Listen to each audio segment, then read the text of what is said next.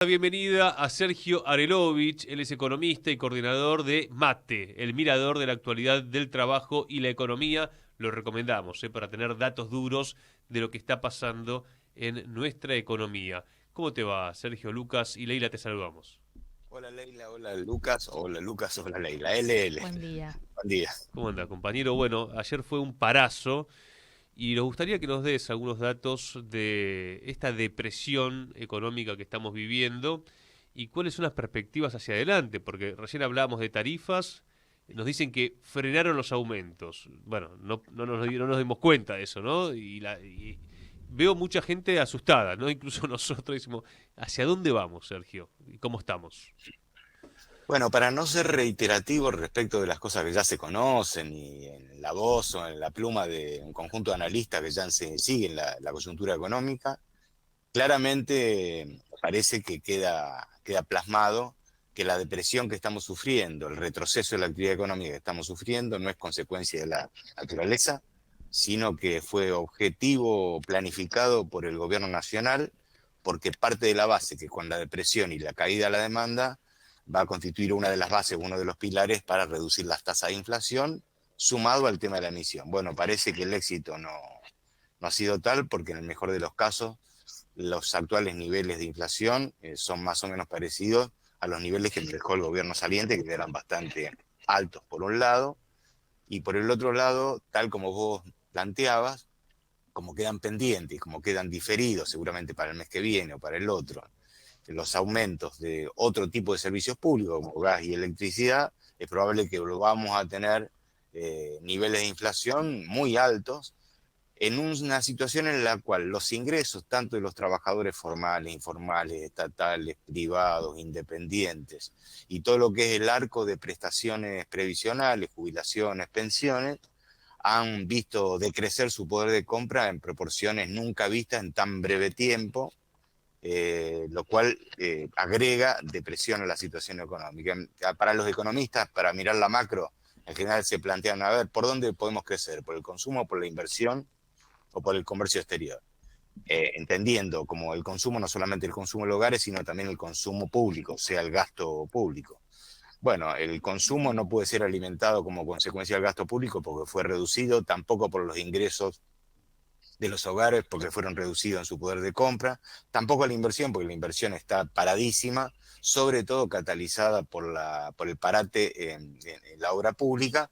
En el comercio exterior nada era lo que se imaginaba en materia de exportaciones, como consecuencia de que no va a haber los niveles extraordinarios de exportación que se planificaban en un primer momento, fruto de que, bueno, de varios factores que tienen que ver a su vez, no solamente con la especulación de quienes poseen, de quienes tienen tenencias sobre granos, sino también por la exigencia que los exportadores están planteando en forma abierta o en forma solapada de la modificación del tipo de cambio. Claro, para devaluar, ¿no?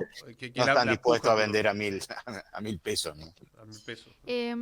Te quería preguntar por eso, Sergio, específicamente, ¿qué va a pasar con el tipo de cambio? Porque claro, hay un descontento de los sectores exportadores respecto de bueno, lo que sale el peso en comparación al dólar. ¿Pensás que se puede venir otra nueva devaluación como la que ya vivimos apenas arrancó el gobierno de Milei? Mira, Leira, la verdad que me encantaría tener certeza sobre eso. Pero lo que sí imagino es que la presión se va a cristalizar en algún tipo de modificación del tipo de cambio, en alguna devaluación, de cuánto va a ser, de qué proporción, si Sergio, va a la ser pregunta que te deben brusca. hacer a vos, que no Claro, familiares, amigos, vos decís, no sé, pero algo seguro que va a pasar. algo va a pasar, algo va a pasar. Eso es más o menos previsible, Mamma ¿no? mía. No, porque el gobierno, digo, se viene vanagloriando de que el dólar no sube, de que de hecho fue bajando, que el dólar ilegal, que algunos decían, bueno, va a estallar por los aires, decían que para marzo iba a llegar a los 5.000 pesos, eso no sucedió, evidentemente. Eh, Obviamente que hubo una devaluación muy fuerte del dólar oficial, pero el dólar ilegal, dentro de todo, se mantuvo. El miedo que tienen muchos ahorristas es de, bueno, lo que pueda llegar a pasar con ese dólar ilegal. Bueno, por eso yo estimo probable una devaluación en el corto plazo. Las magnitudes las podemos discutir, en todo caso podríamos tirar sobre la mesa qué cosas apuntan a una devaluación brusca y cuáles no. Pero lo que queda claro además es que la traducción a dólares de los precios de los productos que están dirigidos al comercio, al mercado interior, es claro que se parecen a algunos de los países centrales, o inclusive superando los de los países centrales, con lo cual ese problema es insostenible en el corto plazo, ¿no? Claro, estamos más caros que en Europa, digamos. Mirá, hay hoteles en Buenos Aires que salen más caros que en París, lo cual es un problema, ¿no? Sí, sí, aparte, bueno, acá estamos en La Boca, Barracas, vas a Caminito o vas a San Telmo, antes escuchabas hablar inglés o portugués, no hay turismo, digamos. Se están yendo para otro lado los turistas. Pararse en la frontera entre Mendoza y Chile me parece que alcanza como para interpretar por cómo viene la mano, ¿no? Para dónde va el flujo del comercio. Che, ahora hay ciertas disputas en la clase dominante, ¿no? Una, por ejemplo, es la de los bancos con Mercado Libre por el tema del QR, otra es la de los sectores exportadores que lo que dicen es, che, queremos otro tipo de dólar. ¿Cómo estás viendo, digamos? Porque a veces se habla, muchas veces se habla de las internas que tenemos en la clase trabajadora, pero no la de los sectores de poder. Yo creo que lo de Adimra también es una señal, lo hablábamos recién con Héctor Amichetti, que es la Cámara de Pymes Metalúrgicas, que dice, si avanza la ley bases, van a quedar 300.000 personas en la calle y más con empleos indirectos, hablan de cerca de 1 millón, es decir, un impacto de desocupación de 2 dígitos. ¿Cómo estás viendo dentro de la clase capitalista dominante las disputas y bueno este proceso de gobierno de las corporaciones? Bueno, hay de todo como siempre. A veces son más agudas, a veces ocupan mayor proporción en la prensa y otras veces parecen solapadas. Voy a contar una sola cosa con respecto al primer punto que planteaste, el tema bancos. Lamentablemente, inclusive desde el gobierno anterior y de hace bastante tiempo, el Banco Central, el gobierno nacional, no se esforzó por poner un límite al conjunto de actividades desempeñadas por empresas creadas en la Argentina, actividades de naturaleza financiera que en su estatuto de creación afirman estar por fuera de la regulación del Banco Central. Claro. Abrí el boletín oficial hoy 10. Vas a ver la creación de 2 empresas que tienen el nombre cripto y que ofrecen desarrollar un conjunto de actividades que claramente están incluidas dentro de la ley de entidades financieras. Sin embargo, están autorizadas para operar en forma libre. Pero no es que pasa ahora con el gobierno de Milei. Pasó también con el gobierno de Alberto Fernández, pasó con Macri y también pasó con Cristina.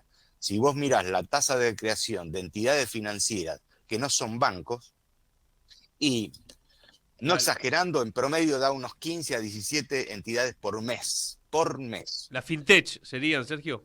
Mucho más que las fintech, porque no solamente son las fintech, sino las fintech son una de las formas particulares. ¿Qué se hace con esto? Bueno, este conflicto que vos decís respecto del QR Mercado Libre tiene que ver con eso. Se la dejó crecer, nunca se intervino, nunca se reguló y el resultado lo tenemos a la mano.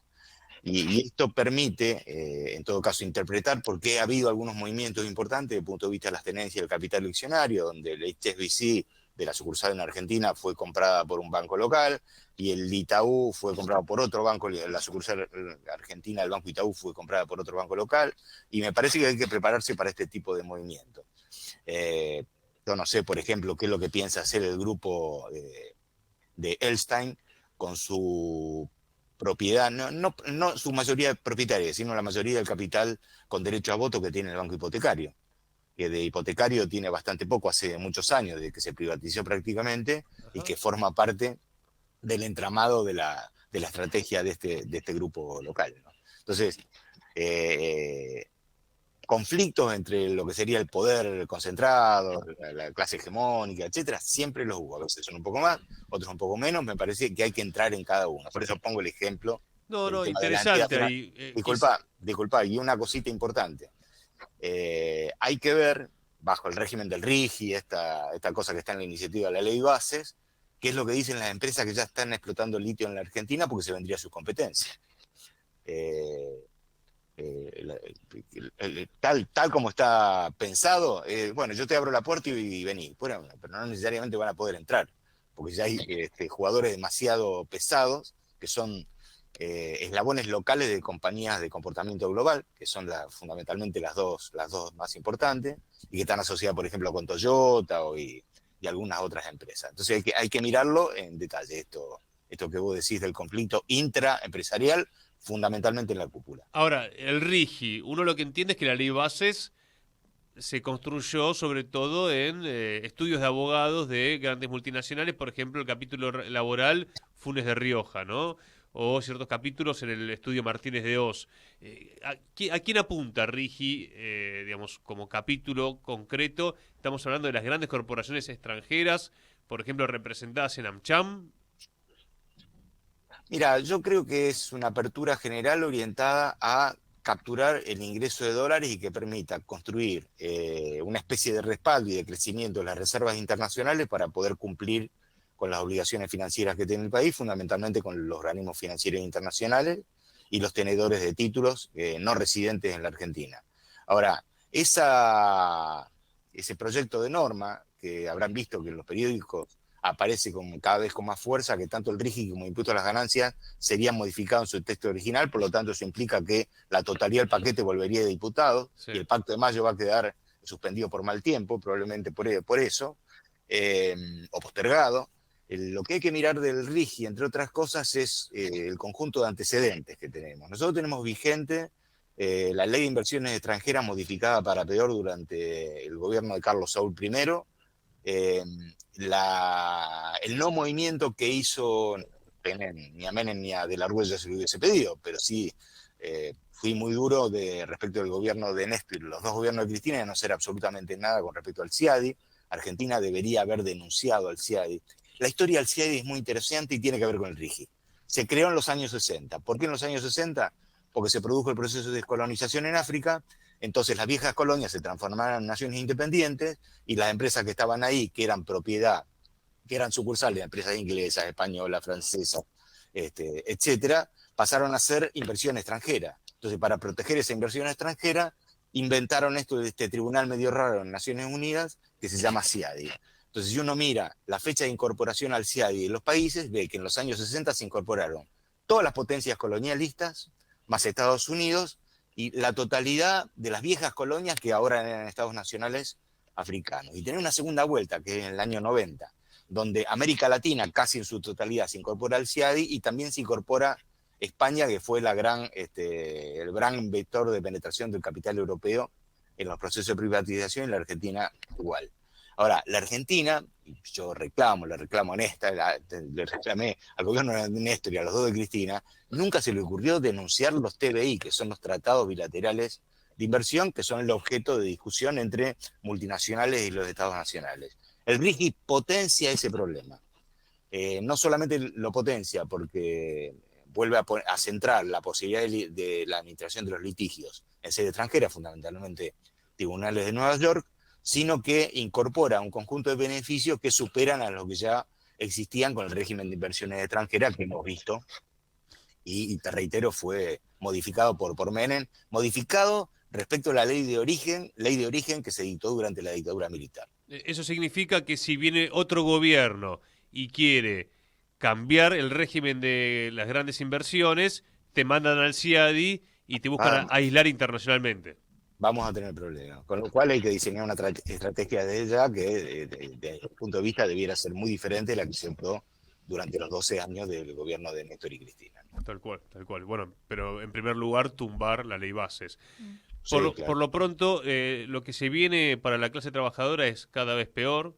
Hablaste que se vienen cambios respecto al tipo de cambio, posiblemente. Algo va a pasar, no sabemos qué.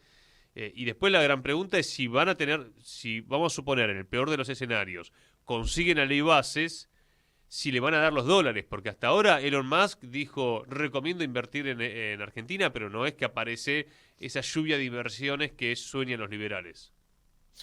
Sí, claramente ese es ese problema central. No solamente que vengan de la mano de inversiones extranjeras, que también hay que discutir qué es y qué no es inversión extranjera, porque lamentablemente se considera inversión algo que, en mi perspectiva, habría que archivarlo como caso, que es el tema de la compra de activos preexistentes. Claro. ¿Cómo fue el proceso de privatizaciones? Entonces, entran los dólares, lo cobra el dueño y el dueño se los lleva afuera, con lo cual la inversión es nada más que nominal porque los dólares no quedaron acá. Lo que hubo es un cambio de manos. Y ese cambio de manos, por ejemplo, en los casos que vivimos en la Argentina, que pasa de un capital nacional a un capital extranjero, hace que nadie pueda cuestionar el derecho de girar utilidad de su casa matriz.